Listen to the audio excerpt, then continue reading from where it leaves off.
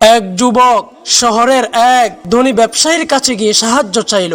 বলল, স্যার, আমি তো খুব গরিব মানুষ, আপনার কাছে তো টাকা পয়সার অভাব নেই, আপনি আমাকে কিছু টাকা দিয়ে সাহায্য করুন। ব্যবসায়ী তখন হাসি দিয়ে বলল, আচ্ছা বাবা, তুমি কি কাজ করতে চাও তা আমাকে বলো। লোকটি তখন মাথা নিচু করে বলল, স্যার, আমি তো কোনো কাজ করতে পারি না, আপনি আমাকে কিছু টাকা দিন, এতেই চলবে। অতঃপর ব্যবসায়ী চুপচাপ তাকে এক মুঠো ধান দিয়ে বলল, যাও, তুমি এটা জমিতে ছিটিয়ে দাও। যুবক তখন অবাক হয়ে বলল, স্যার, এইটুকু ধান দিয়ে আমি কি করব?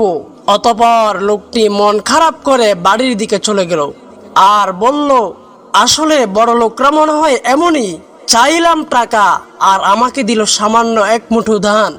লোকটা তখন ধানগুলো মাটিতে ফেলে দিল। অতঃপর কয়েক সপ্তাহ পর দেখলো সেখান থেকে ছোট ছোট গাছ উঠল। আবার কিছুদিন পর সেগুলোতে ধানে পরিণত হলো।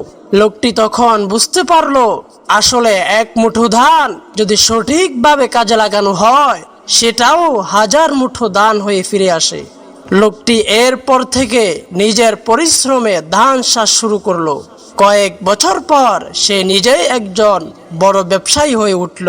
তখন সে উপলব্ধি করলো, আসলে ভিক্ষা নয়, পরিশ্রমী জীবনের সত্যিকারের সমাধান।